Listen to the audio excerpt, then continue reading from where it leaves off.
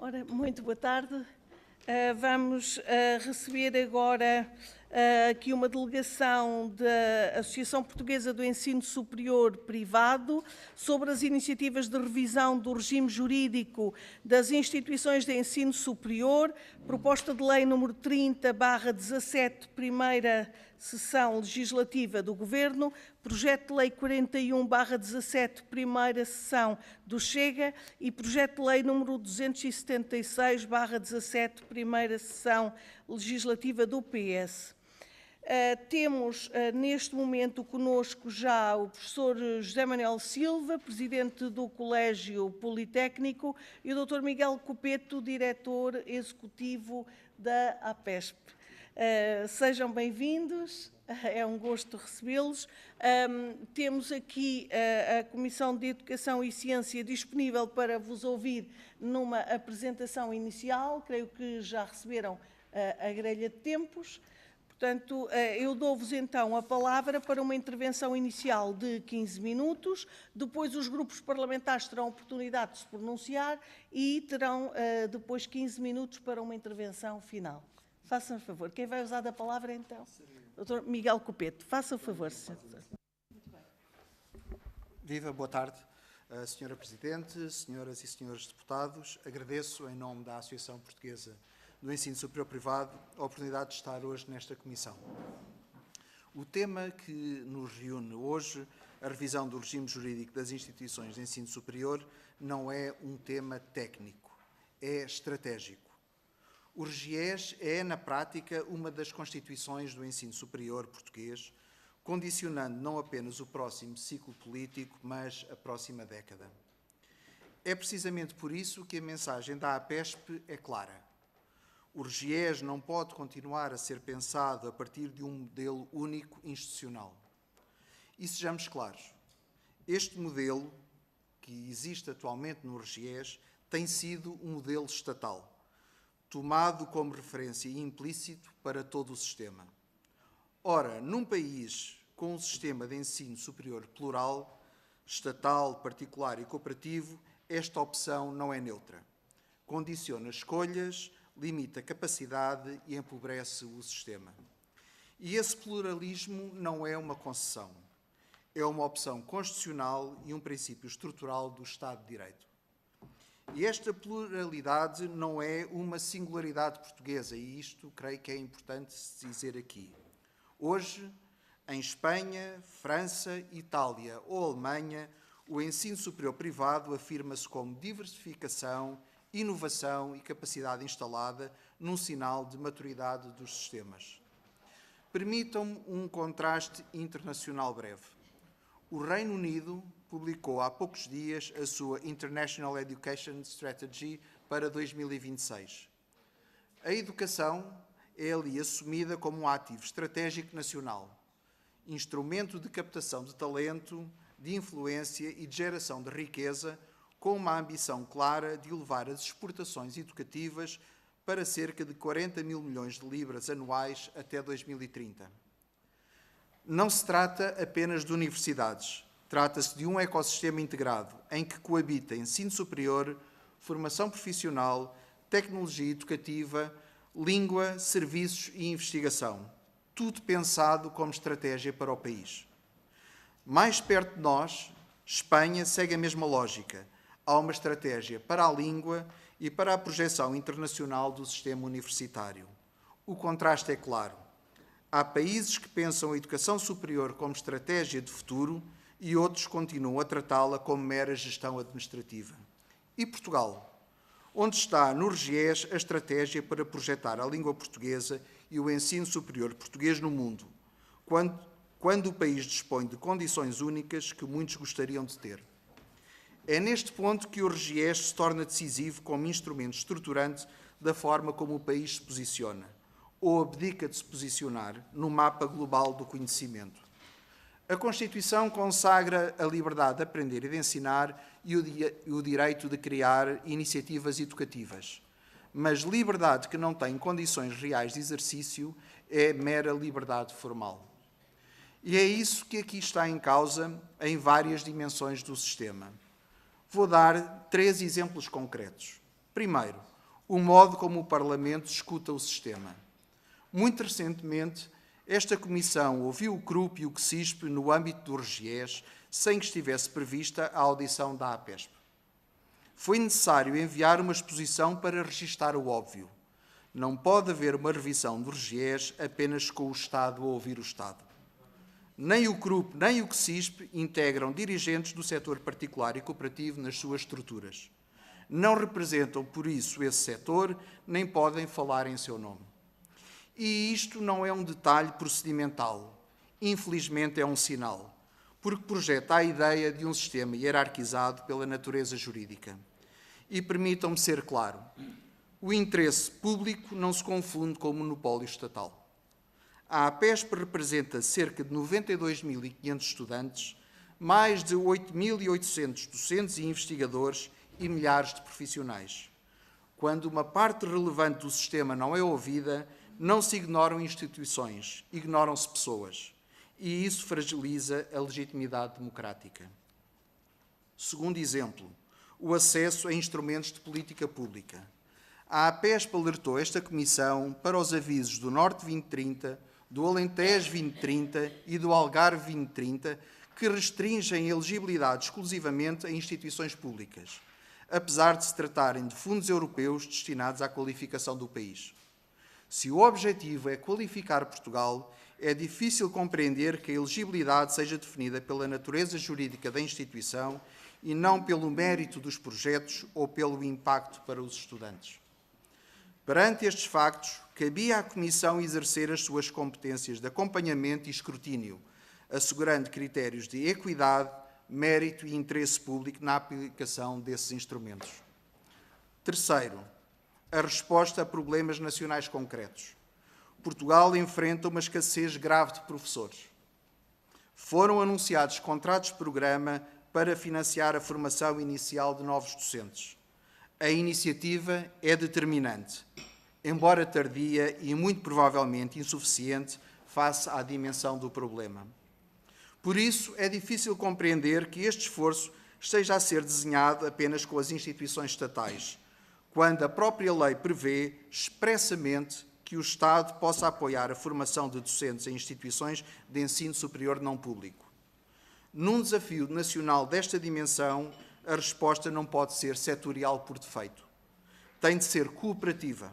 Quando o país precisa, tem de mobilizar tudo o que tem. Dito isto, a APESP não vem pedir privilégios, vem pedir regras claras, estáveis e equitativas, porque sem previsibilidade não há investimento e sem investimento não há qualidade nem futuro.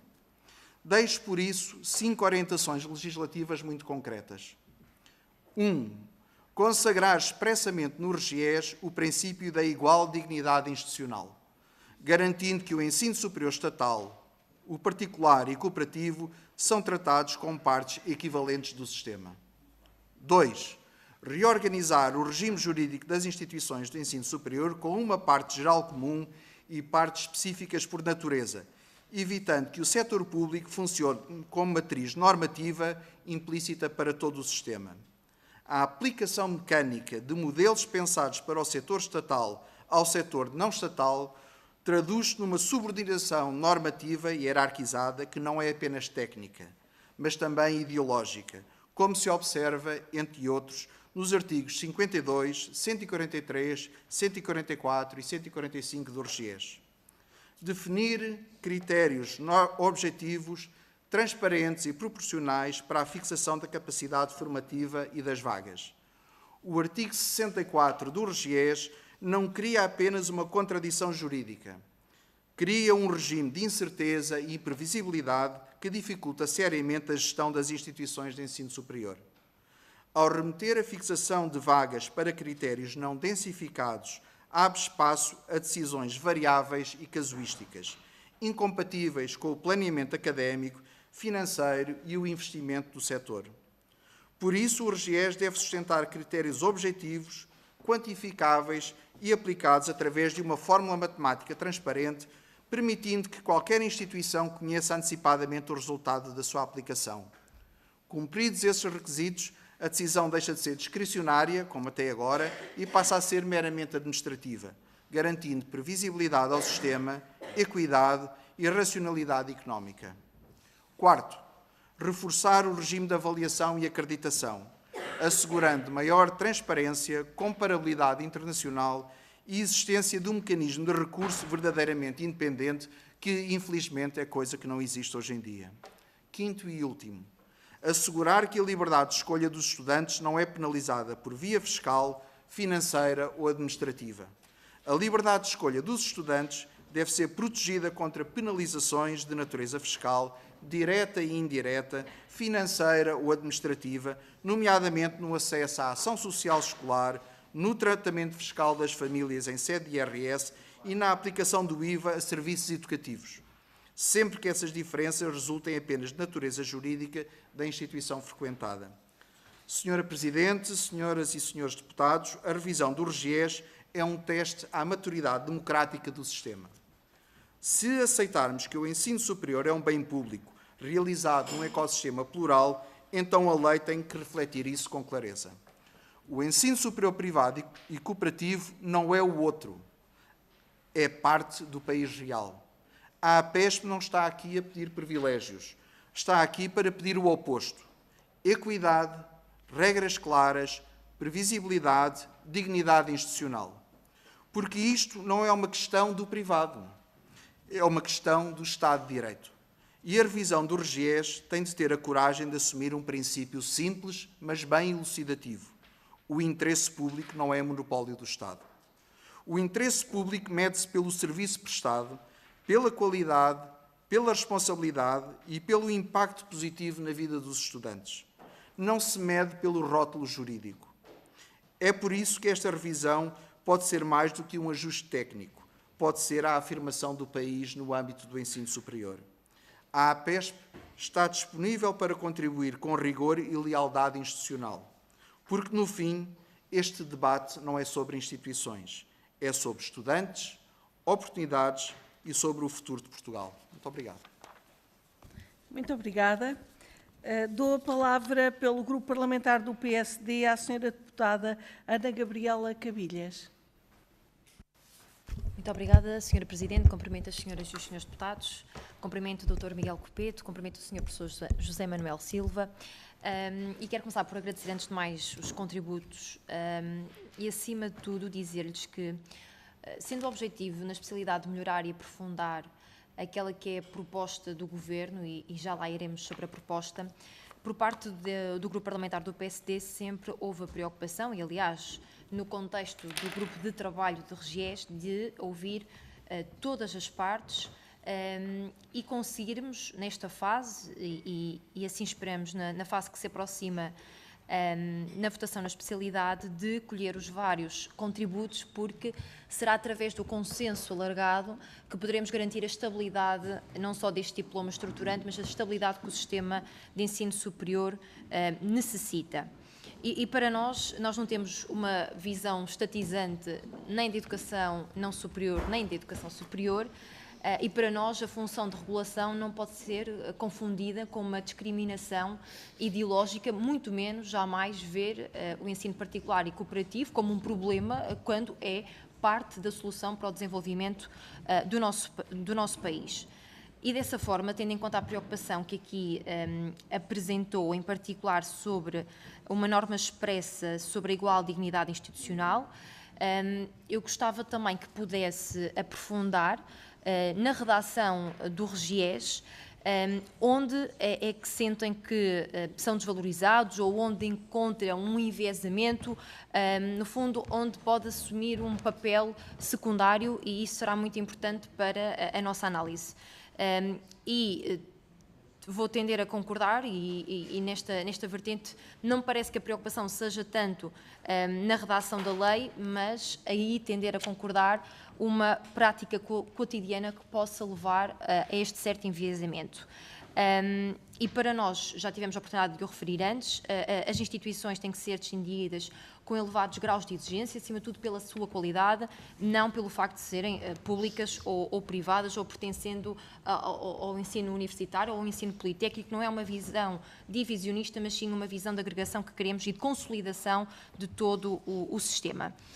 Depois, que especificidades do ensino particular e cooperativo não estão vertidas no RGES e que deveriam estar? Depois, eu gostava ainda de o questionar, uma vez que tem a diversidade de instituições, qual é a avaliação que fazem sobre não só a evolução do sistema binário que é proposto, mas também a designação das próprias instituições. Uma vez que também na audição anterior ouvimos algumas reservas quanto à evolução que a proposta do Governo traz sobre o sistema de avaliação e acreditação, eu creio que podem, nesta fase, ajudar-nos a responder a esta pergunta, que foi uma pergunta que foi feita na audição anterior: o que é que leva instituições nacionais a procurarem outros sistemas de avaliação e de acreditação internacionais. E eu creio que há aqui uma grande evolução na proposta do Governo, não só para irmos ao encontro daquilo que é a consolidação de um espaço europeu de ensino superior, que tem liberdade de circulação de pessoas, de bens e também tem que ter de serviços, e nesta medida creio que esta maior abertura iria aqui responder a alguns processos que aos olhos de alguns, são avaliados como alguma discricionariedade que é apresentada nesta avaliação. Portanto, creio que poderão ajudar-nos a responder. Depois, não posso deixar aqui de elencar preocupações que também nos foram trazidas no próprio parecer, quer sobre a cooperação institucional, e dizer que para nós é essencial que existam uns consórcios entre as instituições públicas e privadas, e nós queremos a maior cooperação, mais abertura, mais partilha, mais diversidade e menos circuitos fechados. E, portanto, não temos dúvidas que é essencial que o sistema de ensino superior possa ser mais robusto, possa ganhar escala e que possa ser menos endogâmico. E, portanto, esta cooperação institucional é fundamental. Depois, quais são as sugestões que fazem precisamente para não existir esta discriminação dos estudantes em função da natureza das suas instituições?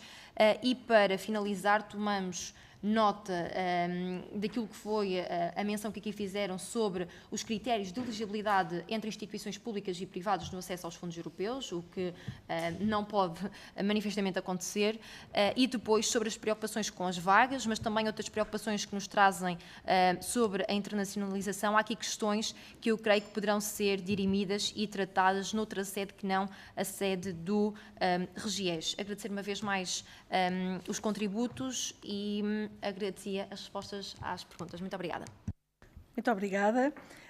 Tem a palavra de seguida pelo Grupo Parlamentar do Chega, o Sr. Deputado Rui Cardoso. Faça favor. Muito obrigado, Sr. Presidente, Srs. Deputados. Gostava de cumprimentar a APES por aqui estar neste processo de especialidade. De facto, tem toda a relevância e tem todo o sentido, e é de pleno direito que aqui estão, porque para o Chega é muito claro. O ensino, seja ele público ou privado, corresponde sempre para um fim público, que é a formação e a educação dos nossos jovens e das nossas crianças, independentemente do prestador do serviço ser o Estado ou ser uma entidade do setor privado, do setor social ou do setor cooperativo. Isto tem que ficar aqui muito claro. Contudo, de facto, aquilo que nós temos verificado ao longo das décadas é que o nosso sistema político, o nosso sistema constitucional, o nosso enquadramento legislativo está, infelizmente, enquinado, enviesado à esquerda. E, portanto, o espírito do legislador foi sempre o de olhar o público, o Estado, como o alfa e o ômega da vida social e o privado como marginal ou como subsidiário ou como adjacente ao Estado. E, portanto, o ensino privado é um ramo de negócio. E é um ramo de negócio legítimo. E esta expressão não nos deve assustar, porque o negócio não é mau, por natureza. O negócio é o que sustenta não só os nossos salários, todos aqui estamos, é o privado que sustenta o país. São os impostos que o setor privado paga que sustentam toda a máquina administrativa do Estado e todo o nosso país como o conhecemos. E, portanto, tem que haver aqui um respeito e um respaldo legal a estas entidades que fazem o seu trabalho. E aquilo que nos pedem não é nada de excêntrico. não é nada de extraordinário, não é nada de transcendente. É aquilo que é lógico. É que o Estado que lhes impõe tantas diretivas, tantos entraves, deixe de o colocar. Estes senhores não vêm aqui pedir apoios. Estes senhores vêm aqui pedir liberdade de ação. Vêm aqui pedir que o Estado não lhes imponha diretivas a priori, que lhes condicionam, que lhes agrilhoam, que lhes impeçam de exercer aquilo que é a sua função e a sua atividade económica. Portanto, esta é uma matéria que também tem aqui que ficar muito clara. Eu gostava de usar uma metáfora para explicar isto, que é uma metáfora do restaurante. Pensemos uma coisa, um restaurante é um negócio particular. Imaginem o que não seria que chegássemos ao restaurante e o Estado dissesse, bom, das 10 mesas que o restaurante tem, 4 são definidas por nós, o que é que servem, o que é que pode ali, quem é que ali pode comer, e, portanto, essas 4 estão sob a nossa alçada. As outras 2, dizemos nós quais são os contingentes que podem receber, quais são a tipologia de pessoas que ali pode estar. E nas outras 4, aí sim, vocês fazem o que quiserem. Isto não tem lógica nenhuma, porque foi o proprietário do restaurante que equipou o espaço, que contratou o melhor cozinheiro, o melhor serviço para servir à mesa, no fundo que arquitetou aquele espaço para que pudesse prestar um bom serviço. Se o serviço não for bom, não haja dúvidas, o restaurante fecha. É a lei da oferta e da procura. Aquilo que não cabe na cabeça de ninguém é ter o papá-estado a dizer, bem, estas mesas são para uns, estas mesas são para outros. Pois, senhores deputados, aquilo que acontece no sistema de ensino superior é isto mesmo. É um sistema que está inquinado para dar uma preponderância ao público sem considerar uma fatia substancial que é o setor privado e ainda faz outra coisa pior, algo mais pernicioso, quer dizer ao privado que tem que ter um determinado número de vagas, que não pode ter liberdade para acreditar cursos, enfim, impõe-lhe uma série de amarras que o legislador tem que acautelar. E, portanto, eu fiquei bastante satisfeito, devo dizer, por ouvir os regozijos do deputado Paulo Núncia quando a intervenção da APESP, porque espero e desejo e anseio que seja sinal que um dos partidos que é parte integrante da Aliança Democrática que aqui apresentou um projeto de revisão do RGES possa, da mesma forma que o Chega fará, contemplar em sede de especialidade uma série de matérias, nomeadamente de dignidade institucional, de liberdade económica, que não estão acauteladas na proposta que o Governo apresentou e, portanto, temos a maioria parlamentar suficiente e necessária para, em processo de especialidade, revermos estas matérias. Contudo, gostava de focar aqui na questão da A3ES, na questão da acreditação dos cursos, para que os setores possam explicar aos deputados e nos elucidar, por um lado, o que é que tem acontecido com a A3ES e a acreditação de cursos, e aquilo que tem sido um processo muito pouco claro e muito pouco transparente até ao momento, e possam também nos elucidar o modo como esta abertura a outras entidades externas para a avaliação e acreditação de cursos, que não seja a A3ES, portanto, o fim do monopólio da A3ES, consiga garantir nos mesmos termos e nos mesmos moldes, a qualidade do sistema, que é algo que nós preconizamos e que nós achamos que tem que ser garantido. E, portanto, terminava com um agradecimento pela vossa presença, que aqui muito será importante para nos ajudar a discernir este processo de especialidade e desejar que estes apelos e estas considerações que todos os grupos parlamentares aqui farão se materializem e se consubstanciem numa proposta, de facto, que possa ser o mais moderna, o mais plural e o mais respeitadora possível das diferentes modalidades de ensino, sejam elas públicas ou privadas. Muito obrigado. Muito obrigada, Sr. Deputado. Pelo Grupo Parlamentar do PS, vai usar da palavra a Sra. Deputada Aida Carvalho. Faça favor. Obrigada, Sra. Presidente, Sras. e Srs. Deputados. Quero naturalmente agradecer à Associação Portuguesa do Ensino Superior Privado, à APESP, pelos contributos que aqui nos trouxeram. A posição da APESP parte da ideia de que o sistema de ensino superior depende da existência de projetos educativos distintos, ancorados em diferentes modelos organizacionais, missões e visões institucionais e não de uma concepção estatizante em que o Estado tudo determina e tudo uniformiza. Reforça a ideia de que o Estado deve ser garante de interesse público, mas não pode ser o único protagonista, sem nem tratar o ensino superior privado como uma realidade acessória ou meramente subsidiária. Defendem que um sistema moderno é pela definição de um sistema plural em que as instituições públicas e privadas, todas com interesse público, são chamadas a contribuir com igualdade de dignidade para o desenvolvimento do país, considerando que representam cerca de 20% dos estudantes do ensino superior. É também nesta perspectiva que a APESP sublinha a urgência de um regime jurídico alinhado com as melhores práticas internacionais, olhando para aquilo que se faz em países europeus, dando nota de alguns países, onde o ensino superior privado é assumido como parte integrante da Estratégia Nacional da Internacionalização, Qualificação e Crescimento Económico. Nestas arquiteturas académicas e diferentes jurisdições, as políticas públicas são, de facto, pensadas para potenciar o contributo de todas as instituições, quer sejam públicas, quer sejam de índole privada, na valorização do conhecimento, na mobilização académica e na atração de talento mais global. Se queremos que Portugal esteja, de facto, neste pelotão da frente, então o nosso quadro jurídico não pode ficar preso a uma visão parcial e desatualizada do sistema, segundo o parecer apresentado.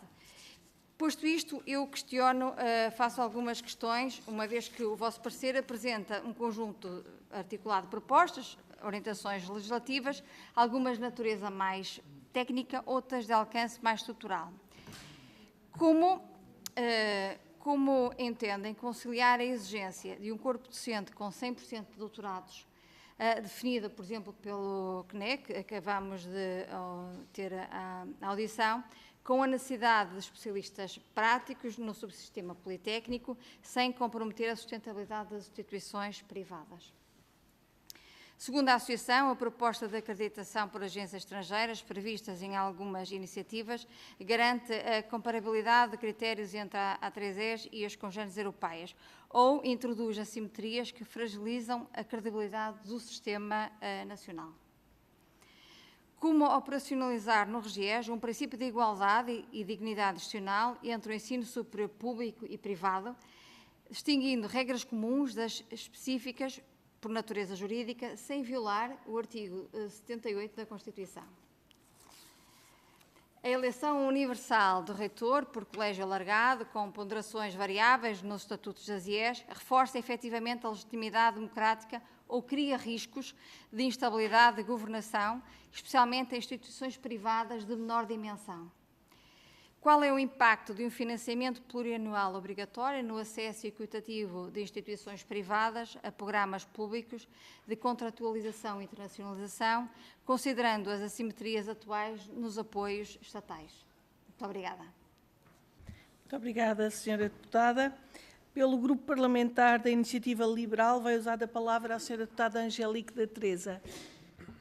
Muito obrigada, Sr. Presidente. Dar as boas-vindas. Enfim, é uma lufada de ar fresco ouvir a sua intervenção. Eu não vou-lhe fazer perguntas nenhumas porque fez-nos o trabalho todo. Inclusive, com base nos artigos do RGES, dá a sugestão de alterações para introduzir exatamente aquilo que veio aqui defender.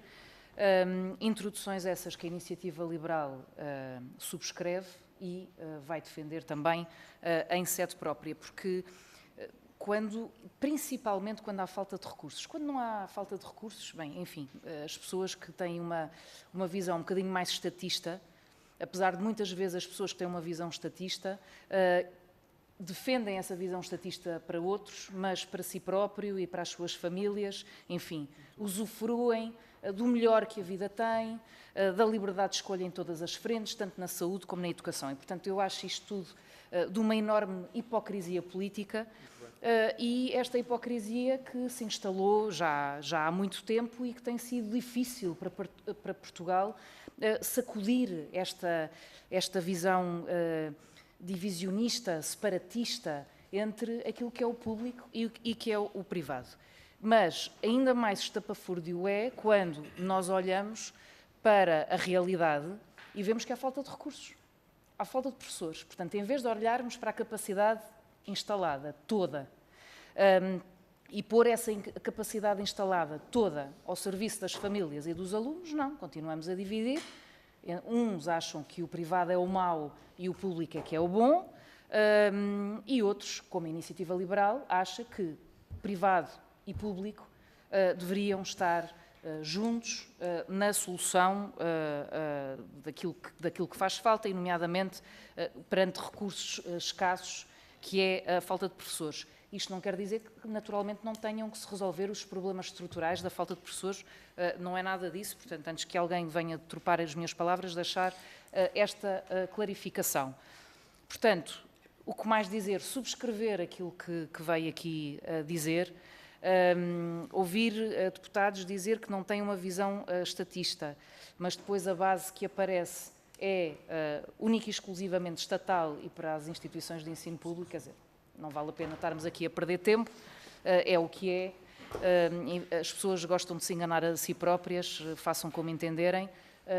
Tem na Iniciativa Liberal um parceiro para sacudir esta discriminação que continua a existir, infelizmente, mas que eu acho que as novas gerações vão nos dar razão e vão exigir que Portugal, à semelhança de outras democracias liberais, que agora está muito na moda toda a gente dizer que defende a democracia liberal, mas depois de liberal tem pouco, enfim, passarmos a ter toda a capacidade instalada que Portugal tem na solução dos problemas, tanto na educação como no ensino, ter parcerias devidamente contratualizadas, negociadas, naturalmente que sejam proveitosas e profícuas para o Estado, não é? Que não penalizem o Estado, mas que estejam ao serviço dos portugueses, tanto daqueles com dinheiro, como daqueles que não têm dinheiro absolutamente nenhum.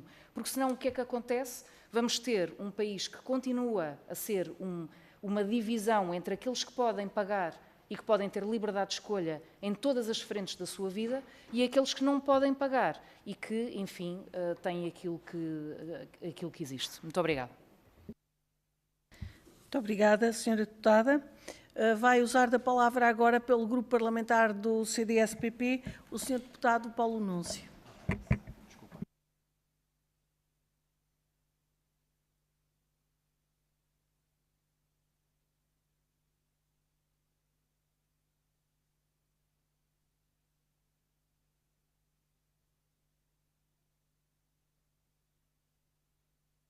Bom, muito obrigado, Sra. Presidente. Muito obrigado. Começo por cumprimentar o Dr. Miguel Coppeto e agradecer a sua presença. E começo por saudá-lo vivamente pelas suas corajosas declarações iniciais. O CDS tem dito, desde sempre, e nós temos uma história longa de 50 anos, que a escola pública, ou que a educação não é só a escola pública, que a escola pública não preenche a totalidade da educação. E temos dito que é preciso olhar para lá da escola pública, olhar para as instituições do ensino privado, no que diz respeito ao ensino das nossas crianças e dos nossos jovens, e também olhar para as universidades privadas e cooperativas, no que diz respeito ao ensino superior. E por isso queria saudá-lo vivamente por, neste Parlamento, ter afirmado de uma forma bastante corajosa que é preciso olhar também para essa realidade da educação que o CDS tem existido e não podíamos estar mais de acordo. Por outro lado, manifestar-lhe a concordância do Grupo Parlamentar do CDS com o pressuposto e com o princípio da liberdade e da pluralidade institucional para o ensino superior. Para nós, a dignidade institucional das instituições de ensino superior não resulta da sua natureza, seja ela pública, privada, cooperativa ou concordatária. E por isso, em primeiro lugar, começo pelas críticas que formulou, que apresenta a aplicação das normas concebidas para as instituições do ensino superior público às instituições do ensino superior não público. E, concretamente, às críticas que fez aos artigos 143 e 146 do RGES, que fixam, precisamente, regras comuns para todas as instituições públicas e privadas, incluindo a estrutura orgânica, a forma de governo, o modo de participação dos professores e estudantes e outras questões. No entender do CDS, e é importante que isto fique claro, como princípio geral, a liberdade de uma instituição do ensino superior privado ou cooperativa deve conceber a possibilidade de definir a sua própria estrutura orgânica e institucional e que, por isso, não faz sentido esta concorrência, esta decorrência do ensino público, porque a sua autonomia faz parte da sua natureza e é decorrência natural da sua autonomia. E, ao mesmo tempo, ao operar no mercado de concorrência, estará sujeita ao teste mais eficaz de todos, a procura dos estudantes, a competição pelo reconhecimento da qualidade e da atividade académica e científica e do próprio corpo de professores, entre outros critérios. E assim, numa primeira linha, perguntava-lhe que solução legislativa permitiria, na opinião da Associação, acautelar a autonomia e as diferenças do ensino superior privado. Uma organização sistemática distinta do RGES? Pergunto. Uma lei própria, autónoma, para reger o ensino superior privado? Qual seria, na opinião da Associação, a melhor formulação para permitir precisamente a consagração da autonomia orgânica das instituições de ensino superior privadas na atual proposta de lei? E já agora, e não sendo necessário apresentar formas concretas para o reconhecimento das prerrogativas da autonomia, perguntava-lhe se poderia dar algum exemplo, e cito, de formas organizativas próprias, adequadas à natureza jurídica, ao modelo de financiamento e à vocação institucional que menciona no parecer que foi apresentado pela Associação a este Parlamento. Em segundo lugar, e de uma forma rápida, perguntas sobre a fixação de vagas. O parecer que fizeram chegar aqui a este Parlamento refere à ausência de critérios normativos claros, objetivos e previsíveis no atual RGES e na proposta do Governo para a definição da capacidade formativa de cada instituição do ensino superior. E por isso deixava-lhe duas perguntas. Quais são as consequências do atual modelo e a experiência dos vossos associados em relação às decisões neste domínio? E quais são os critérios que proporiam para tornar este processo mais transparente, mas também mais previsível? E uma terceira nota, Sra. Presidente, se ainda me permitir, penso que ainda estou dentro do tempo, sobre as propostas de alteração à acreditação e à avaliação. Numa audição anterior, o Sr. Presidente do Conselho Nacional de Educação, o professor Domingos Fernandes, terá manifestado, eu digo terá manifestado porque eu não estive presente, mas foi-me transmitido, terá manifestado a sua preocupação com a possibilidade da acreditação poder ser realizada por outras agências da União Europeia, além da A3ES.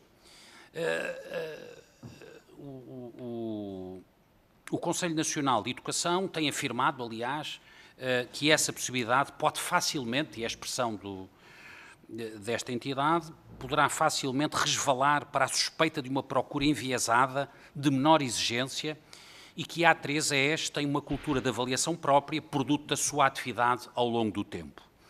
E por isso, considerando que a APESP saúde e acompanha a abertura da acreditação, como aliás o CDS também defende, pergunto-lhe se considera, como o CNE, que as agências de acreditação externa sofrem de menor exigência. E já agora, para terminar, Sra. Presidente, pergunto-lhe também qual é a experiência do ensino superior privado e cooperativo com a cultura de avaliação própria da A3ES.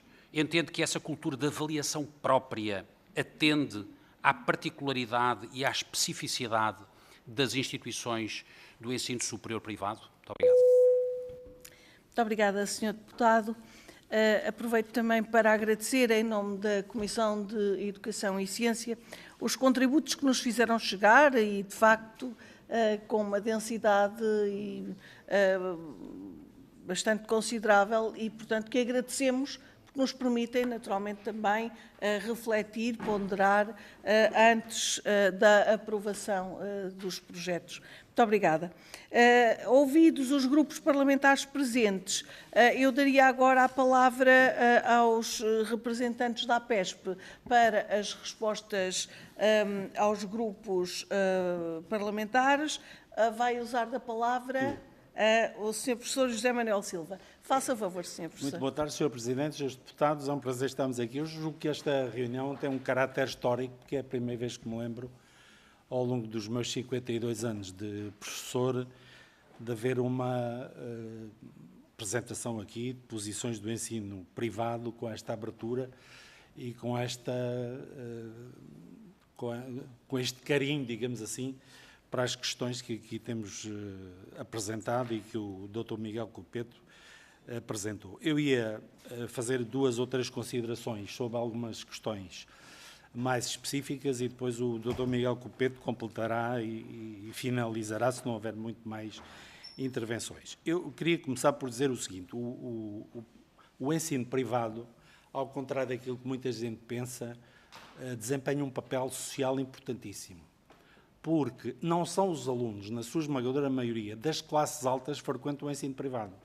São os pobres deste país, são os mais débeis economicamente, que não entram nas instituições do Estado e que, vítimas já dessa discriminação, que desde os anos 60 do século passado é clara, a situação económica das famílias determina, é um elemento preditor do sucesso académico dos seus filhos ou filhas, e, portanto, esses que não entram no ensino público ou estatal acabam por entrar nas escolas privadas. Se não fossem as nossas escolas, esses alunos ou esses estudantes, esses cidadãos nunca chegariam a concluir os cursos superiores. Portanto, a primeira coisa que é preciso desmascarar é esta ideia completamente deletéria de que são os ricos que estudam no privado e que o privado é para os ricos. Mentira, não é para os ricos, é sobretudo para os pobres, e isso pode-se ver com a origem social dos nossos estudantes. Relativamente à A3ES, eu tenho feito parte do Conselho Consultivo da A3ES e tenho acompanhado as últimas avaliações da A3ES. Em relação à possibilidade de a avaliação das escolas ser aberta a entidades exteriores, o nosso ponto de vista é que não há nisso nada de negativo. É uma questão de liberdade. Nós vivemos hoje num mundo aberto e plural e, portanto, é perfeitamente natural que as instituições portuguesas que fazem acordos com todas as instituições do mundo para efeitos académicos e científicos o possam também fazer para efeitos de avaliação. O problema com a A3ES, eu não direi que é de falta de transparência. A questão que se coloca com a A3ES é que têm sido sistematicamente feitos reparos à atividade da A3ES, nomeadamente naquilo que diz respeito aos critérios das CAI, das Comissões de Avaliação Externa. Inclusivamente, quando foi a última avaliação da ENCA, em que eu participei também, foram referenciados, e nós referenciámos isso lá, com o acordo de toda a gente, que as Comissões de Avaliação Externa, em muitos casos, eram discricionárias.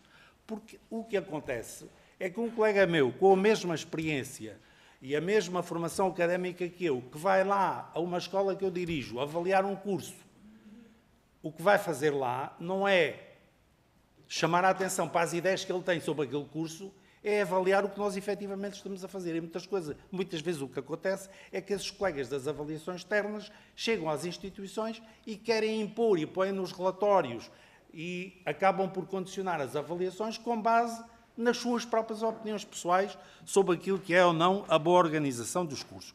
E, portanto, isto tem sido sistematicamente reportado para a A3ES sem grandes efeitos práticos e, por isso, tem merecido a nossa crítica. Outro aspecto que, naturalmente, se coloca é quem integra as comissões externas de avaliação. Eu já tive um curso na minha instituição avaliado pela colega que era coordenadora do curso de uma instituição do Estado que estava a 500 metros ou 1 quilómetro da minha escola. Ora, isto não cabe na cabeça de ninguém. Quer dizer, ninguém pode aceitar que isto seja um critério. As pessoas são sérias, está fora de questão. Mas não é justo do ponto de vista da avaliação. Portanto, em síntese é assim, nós somos favoráveis a que a avaliação possa ser feita externamente, com toda a simpatia que eu tenho pelo Presidente do Conselho Nacional de Educação, o professor Domingos Fernandes, foi, aliás, meu colega de mestrado e, portanto, eu conheço muito bem há muitos anos. Relativamente ao sistema binário, os seus deputados e deputadas desculparão, mas o sistema binário em Portugal entrou num regime que, enfim, não se distingue uma coisa da outra, não é?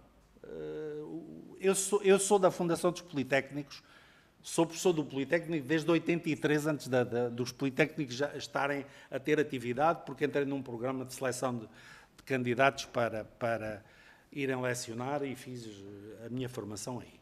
O que acontece é que, inicialmente, havia uma distinção muito grande entre politécnicos e universidades, entre os projetos de uns e dos outros. Neste momento, o sistema é promíscuo.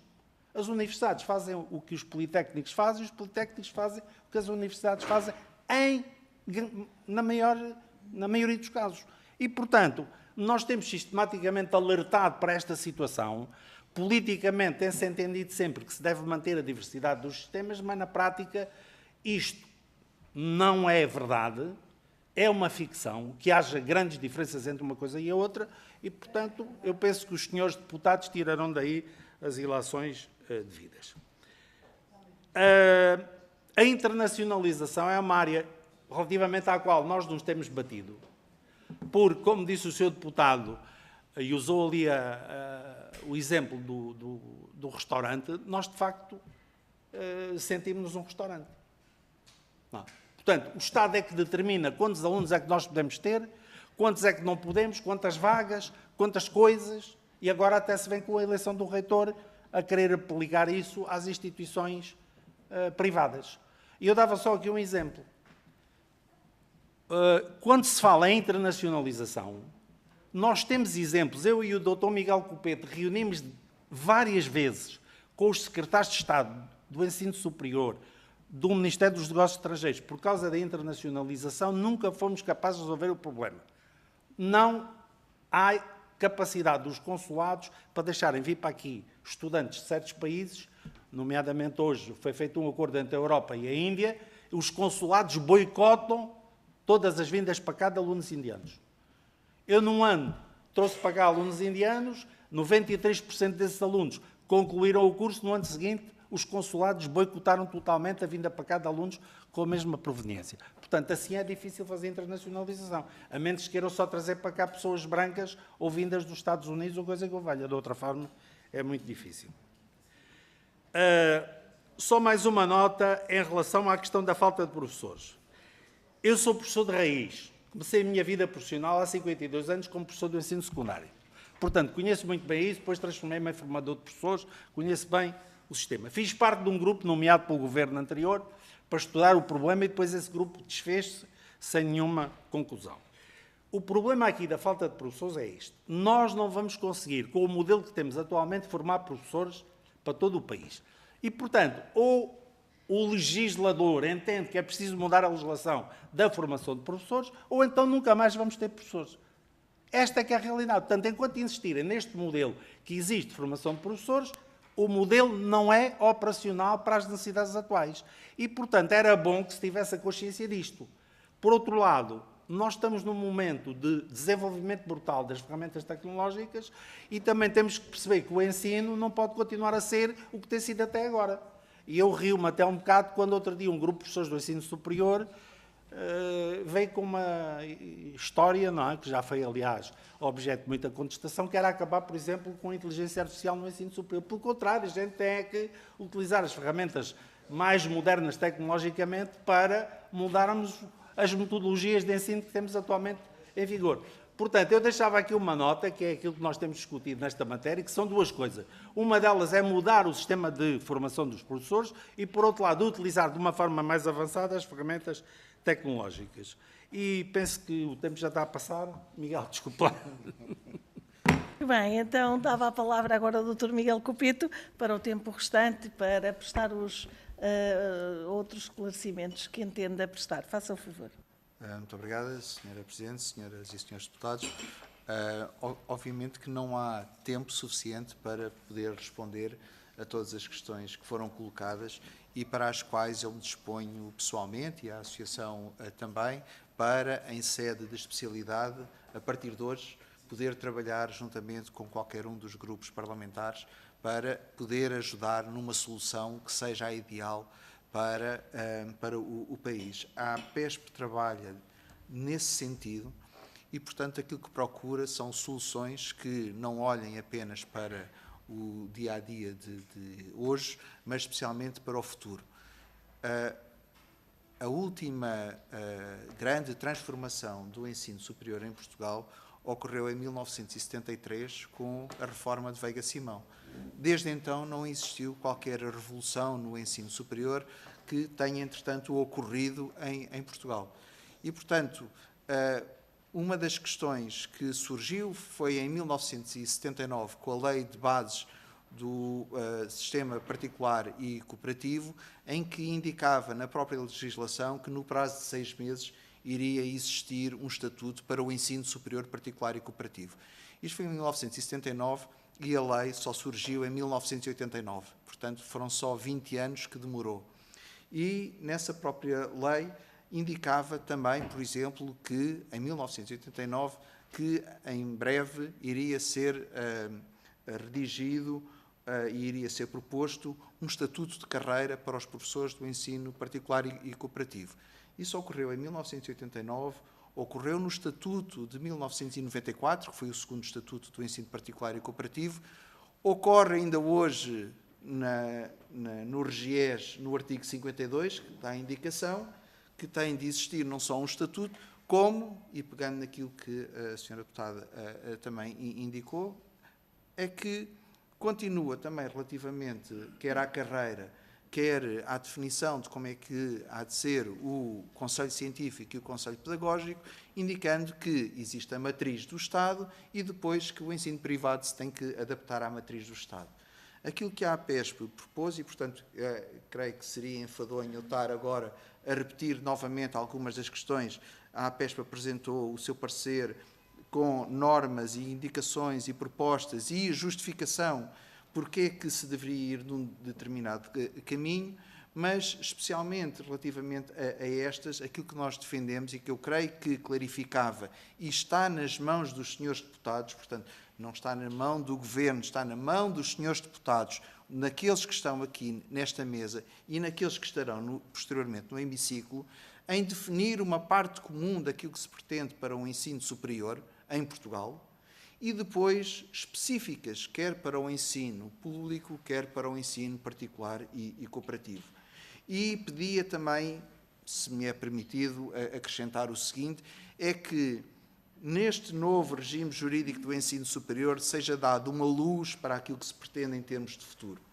E aquilo que nós temos é um conjunto diversificado de diplomas, que são muitos, que são variados, são complexos, e são, muitos deles, contraditórios relativamente àquilo que se pretende para o ensino superior em Portugal. Temos uma legislação sobre, por exemplo, o ensino à distância, que quando saiu não só já era antiga, como também apresentava como monopólio a universidade aberta relativamente a essa formação. E, portanto, nós continuamos a ter um sistema estatista em Portugal e, portanto, ainda está para acontecer aquilo que se espera, uma verdadeira dignificação de ambos os sistemas, porque o ensino particular e cooperativo não é financiado pelo Estado, tem interesse mais do que ninguém relativamente a regras de qualidade para se poder manter e para poder exercer aquilo que pretende fazer, que é uma coisa tão simples como o seguinte: as instituições existem para apresentar projetos educativos alternativos à matriz estatal aos seus cidadãos. Não obriga ninguém a frequentar. Aquilo que pretende, pelo contrário, é contribuir para que os cidadãos portugueses e todos aqueles que, não sendo portugueses, o desejem frequentar, que o possam fazer e obter formação superior. A APESP, e gostaria de terminar realçando o seguinte, lançou na semana passada o Observatório do Ensino Superior. E esperamos que, através desse observatório, possamos, através de dados concretos fornecidos pelo Instituto Nacional de Estatística, pela Pordata, pela DGEC e por outras entidades que, entretanto, fornecem dados nacionais, não só agregá-los para nós percebermos um conjunto de dados e de informações relativas ao ensino superior, como essencialmente possamos analisar a partir de dados concretos e, portanto, não através de percepções, aquilo que acontece e se pode projetar. Como é o caso das questões da demografia, que são extremamente importantes para nós pensarmos não só a atualidade como aquilo que será o futuro e, portanto, não estar agarrado a regras essencialmente administrativas, como é o caso, uma ou duas disciplinas, pode ou não fazer isto ou aquilo, mas essencialmente poder pensar de uma forma substantiva como é que nós poderemos não só manter, aumentar, melhorar e qualificar os estudantes nacionais e aqueles que, entretanto, venham para cá. Porque, com a capacidade instalada que está neste momento em Portugal e olhando para a demografia, não existirá a possibilidade de as instituições se manterem e vão estar em concorrência direta, quer por cidadãos nacionais, quer relativamente aos internacionais. E, portanto, mais uma vez, e para terminar, portanto, disponibilizo a Associação para trabalhar com todos os grupos parlamentares para encontrar ou procurar ajudar a encontrar as melhores soluções. Muito obrigado. Sr. Presidente, não dar aqui só mais uma nota. Faça favor. Era uma pergunta que a senhora deputada colocou relativamente, peço imensa desculpa, relativamente aos 100% de doutorados. A pergunta era, o Domingos Fernandes disse aqui que devia haver 100% de doutorados e a questão era, e o que é que se faz aos especialistas? Bom, quer dizer, nós não temos, a APESP não tem propriamente uma posição sobre essa matéria, mas, de qualquer maneira, aquilo que parece, enfim, o que nos parece mais aceitável é que essa solução seria uma solução prejudicial para para o próprio desenvolvimento dos cursos, porque nós precisamos ter especialistas e, em muitos casos, os doutorados são todos pessoas, ou quase todos até agora, não é, que são académicos e há matérias em que precisamos de pessoas que não sejam propriamente académicos, quer dizer, que são pessoas que vêm das indústrias, do comércio, etc., e participam nos cursos. Não sei se era nesse sentido a questão, mas eu acho que é até desajustado do contexto nacional, neste momento, obrigar as instituições a ter 100% de doutorados. E era só mais uma coisa que eu queria dizer, que me parece importantíssimo aproveitar esta possibilidade. Há uma discriminação objetiva, sobretudo no que diz respeito aos casos da saúde, em particular, no acesso aos estágios. E era uma coisa que era importante que os seus deputados ficassem com esta nota. Os nossos estudantes são discriminados relativamente aos estudantes das escolas do Estado no acesso aos estágios nos hospitais e noutras estruturas do Serviço Nacional de Saúde. Nós temos repetidamente alertado os ministros da tutela da Educação e da Saúde para este problema e ninguém tem resolvido isto. Isto é uma questão que é anticonstitucional, mas continua a reproduzir-se ano após ano. Muito obrigada pelos esclarecimentos e pelos alertas. Mais uma vez agradecemos à APESP, nas pessoas do professor José Manuel Silva e do Dr. Miguel Copeto, os contributos que nos trouxeram. A senhora deputada Ana Gabriela Cabilhas está a pedir a palavra. Faça favor, senhora deputada. Sim, senhora Presidente, para uma interpelação à mesa. Senhora Presidente, face àquilo que também aqui foi dito, eu gostava de reafirmar que o Grupo Parlamentar do PSD não tem uma visão estatizante do sistema de ensino não superior e do sistema de ensino superior. Não tem. A nossa diferença é que nós consideramos que o Estado tem um papel fundamental na promoção da igualdade de oportunidades e na promoção da coesão territorial.